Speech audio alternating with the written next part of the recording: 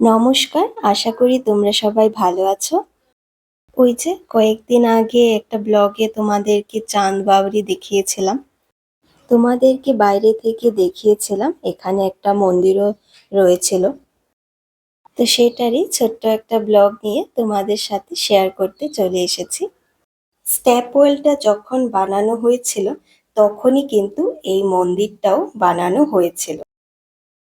এই মন্দিরটাও তখনকার রাজা চাঁদই বানিয়েছিলেন।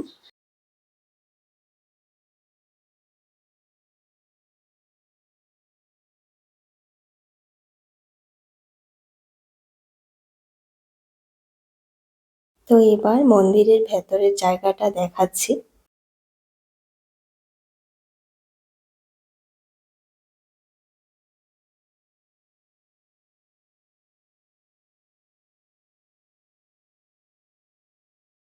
বলা হয় এই মন্দিরটাকে পঞ্চায়তন শৈলী দ্বারা নির্মিত করা হয়েছিল, যেখানে মেইন মন্দিরটা ছাড়াও আরো ছোট ছোট 4টে মন্দির ছিল।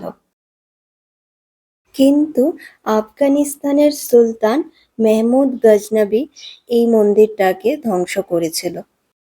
তারপর স্থানীয় লোকজন মিলে কিছু কিছু পাথরকে আবারও আগের মতো জোড়া লাগিয়ে মন্দিরটাকে নির্মাণ করার চেষ্টা করে। পুরোটা না হলেও মেইন মন্দিরটা কিন্তু এখনো রয়েছে।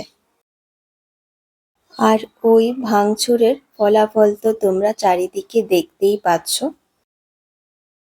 মন্দিরের চারিদিকেই কিন্তু এই ভাঙা পাথরগুলো তোমরা দেখতে পাবে। এটা হলো মন্দিরের ভেতরের জায়গাটা। দেখতেই পাচ্ছ পাথরের মধ্যে কি অপূর্ব সব কারুকার্য রয়েছে। আর এই হচ্ছে হর্ষ আর উল্লাসের দেবী হর্ষদ মাতাজি।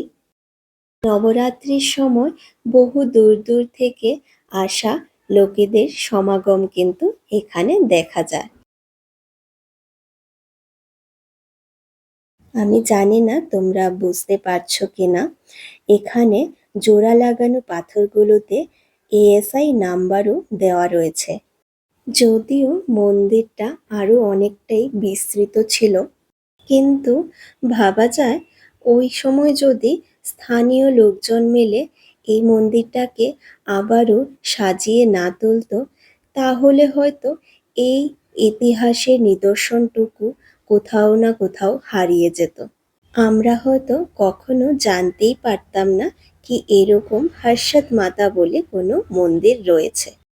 বলে রাখি, এই মন্দিরটা রয়েছে রাজস্থানের দোসা ডিস্ট্রিক্টে, আর এই গ্রামটার নাম হচ্ছে আভানেরি। মন্দিরে দর্শন সেরেই আমরা কিছুটা দূরে চলে গেছিলাম একটা হোটেলে লাঞ্চ করার জন্য। তোমাদের আজকের আমার এই ব্লগটা কেমন লাগলো জানিও। ভালো লাগলে আমার পেজটাকে ফলো করে দিও। দেখা হচ্ছে খুব শিগগিরই পরের ব্লগে। সবাই ভালো থেকো।